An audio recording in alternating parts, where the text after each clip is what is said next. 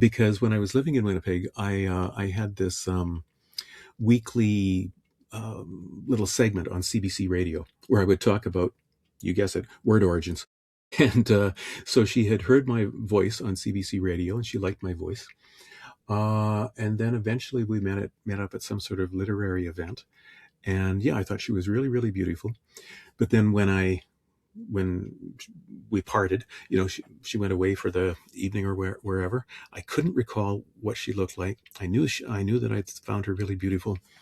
This was still early enough in the internet days that I couldn't find a photograph of her. And so it was probably about 3 months before I could really pull her face, her features into my mind. Okay. But, some of the people that I worked with some people for 20 years. And even now, when I try to get their face into my mind, I just can't. It's hard to describe. It's just like this absence, sort of.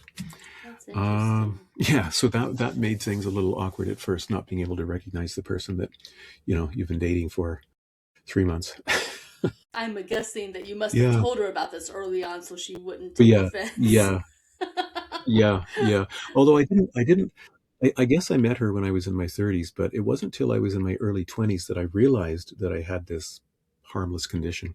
And that was because I went to university and I started going to many more movies. I love film.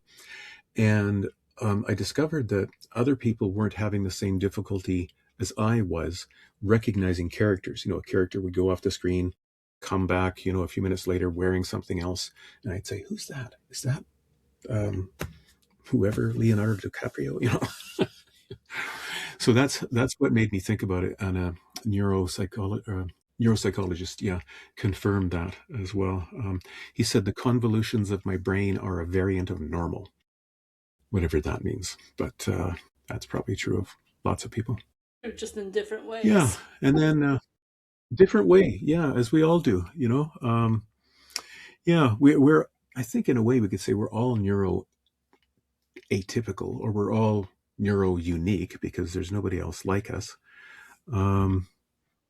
Something else, I guess, it's taken me a while to get used to, and it's felt like a challenge, was as I was getting older, as I was saying earlier, discovering that my memory was not what it used to be.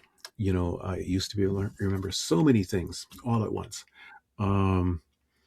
And it changed. So I can't remember that so many things all at once. And it's very common, where you're trying to remember something and you say, hand me that, what do you call it? That spoon, it's like, and it's always the most common words that you can't remember. You just can't pull them into your memory. That can be frustrating. But I think in other ways, it's allowed my memory, or allowed my mind, to do other things, because instead of kind of being obsessed with words and word origins, it felt like I could draw upon my imagination more. It sort of freed that up. And I think that was sort of a blessing, because that's what I wanted to move forward to. Because, when you're writing a novel, I guess you got to remember your own plot, but you don't have to remember thousands of facts and things like that. So yeah, I feel like I'm in a good place, but at the same time, both my wife and I are both still sort of going, whew, that was a very intense 20 years with our kids. Yeah, still kind of catching our breath, I guess.